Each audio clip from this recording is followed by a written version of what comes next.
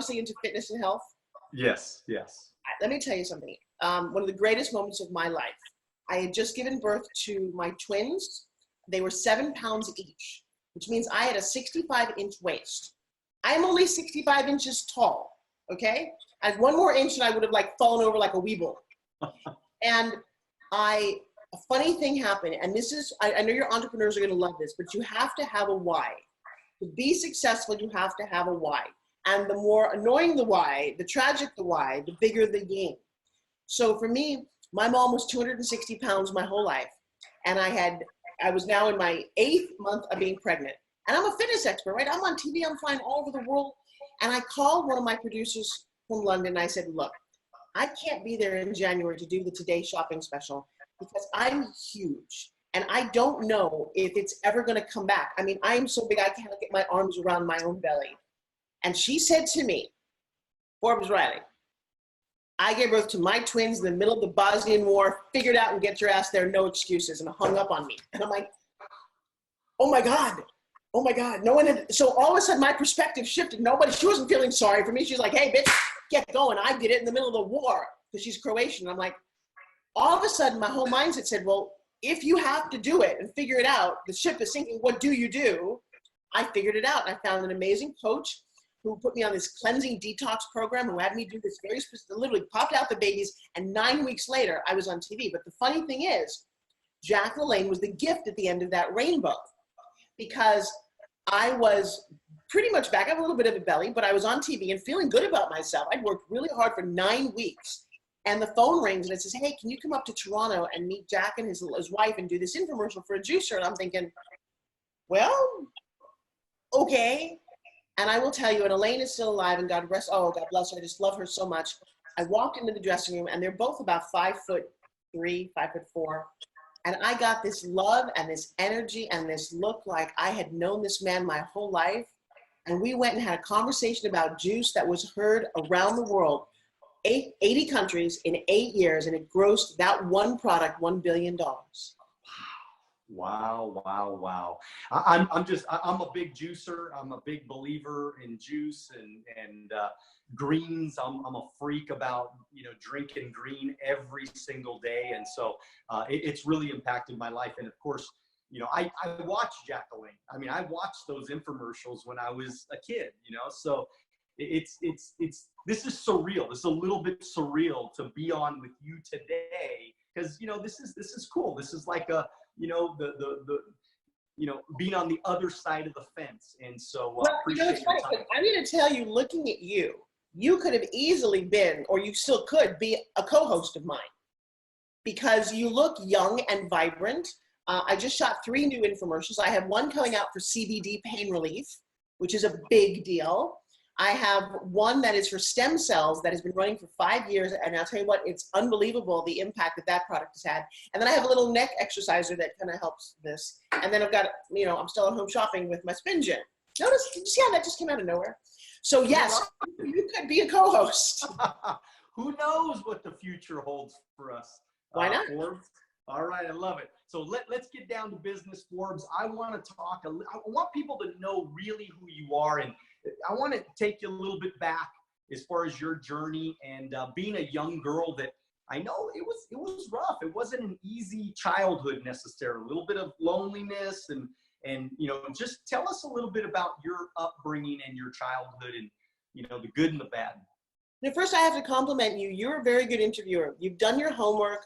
You are passionate. You're enthusiastic. And for everyone watching who desires to have a podcast, I actually have a radio show a little later today. You have a really good style, and I just want to honor you and take a moment and say thank you, because not everybody does. Some people are very stilted and annoying, and they don't listen, or they don't really care. I get a sense that you do, which is obviously a reason that you do so well. So yay. For me, yeah, obviously you looked at the old videotapes. I grew up in Long Island. I had 2 beautiful, loving parents who all kind of talk like this, because we all talk like this back then, right? And it only worked for Fran Drescher. And somehow at 8 years old, I ran into a baseball bat. My nose grew crooked off my face. I sucked my thumb. I had crooked teeth. Literally, my teeth all went in different directions. That's how bad it was. I wore braces for 8 years. I had a tongue structure for a little while. I talked funny.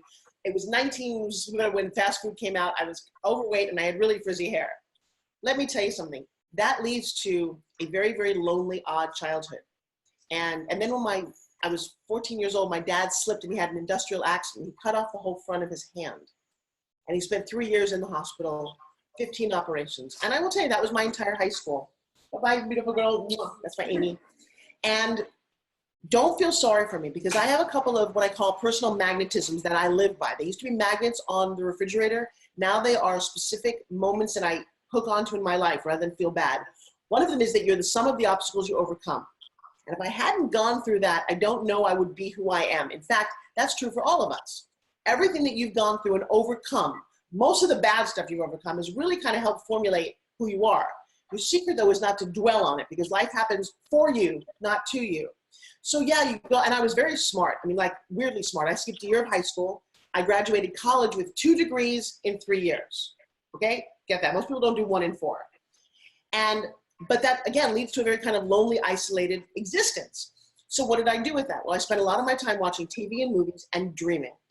I knew that there was more out there that I could, but I couldn't quite grasp it. And my parents never did. Now, they were happy. They loved each other. They had a beautiful family. They owned their own house. My dad used to fly a private airplane, and we were the goofy, odd family. My dad was an inventor, and he was quirky and a magician. And I grew up in my own little magical, literally magical world, where we told stories and did tricks and created illusions and had a go-kart out of half a garbage can and a lawnmower engine. And I just didn't live a life like anybody else. Unfortunately, when you're a kid, they make fun of that, and you're bullied, and you're weird. And I was weird. And now I embrace the weird kids. I embrace those of us who don't fit in, who don't think that we're part of the cool. I don't know who the cool kids are when you're grown up. And I have now found, kind of like the land of the misfits in the Christmas story, that's who I'm a Pied Piper for. That's who I'm a role model for, because I overcame it. And when I look at my business card and I look at that girl who's got all the perfect makeup and the little perfect body and a business and a beautiful man and a great house, and knock on wood, dear God, thank you, please watch out for them 2 kids. Not everybody is this lucky. But I just want to say, Forbes, that number one, your dad, when I heard about the story of your dad, you know, as an inventor, that was me. I was like this head in the clouds kid, you know, as I wanted to invent something. You know, even Karma, we've been together since we were 16, and even she was scared to be with me, because she was thinking, man, I don't know, if he's an inventor, like he's either going to make it or break it real big, you know, like if you don't invent something big, you know, who knows how successful they'll be. And so she stuck around anyways. But it's funny and I always say that, look, normal, poor, weird, rich. And so I'm always reminding people, when you feel like you're a little bit weird, when you feel like you're a little bit outside of the box, just get ready. You're going to have some great moments that are going to happen in your life for you. Do you agree with that? Oh, absolutely. But I also have to be careful, because I don't know that anybody is normal. I think the biggest thing that we all have to stop doing is comparing ourselves to other people and thinking people are better than us. They're not. They may have more money in the bank, but they're not necessarily happier. And again, remember I talked about that whole why. Why are you doing things? And so for a long time, I struggled with my why was to prove to my dad that I was worthwhile. Well, that was a really odd thing. But again, given my growing up, we all have a thought about our parents. And I took a seminar, a training one day, and I called my dad in the middle of this, and I said, Dad, I just want to tell you, I really appreciate you. And I just figured it out. I've been doing everything so that you would, approve of me. And he's like, baby girl, you've had my approval your whole life. Now get on. I'm like, oh God, it was just shattering to me. But it has been a recurring theme in my life about approval. And when I finally got it, it was like literally the wind beneath my wings. So I'm in college, and I just want to be an actress. But that didn't look like it was going to happen. I was going on a pre-law track because I auditioned for school plays in high school, and I never got anything. I got townsperson number 3, chorus member, and dancer in the background. I never got anybody with a name. And so finally, senior year of college, and mind you, I graduated with 2 degrees. I was like head in the clouds, no boyfriends. And I got the lead in the senior play. It was Shakespeare's As You Like It, playing Rosalind.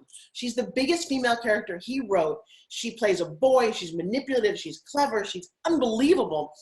And when I saw my name on the call sheet, I went down to the director, who was also our only acting teacher, because it was kind of more of a technical school than an art school.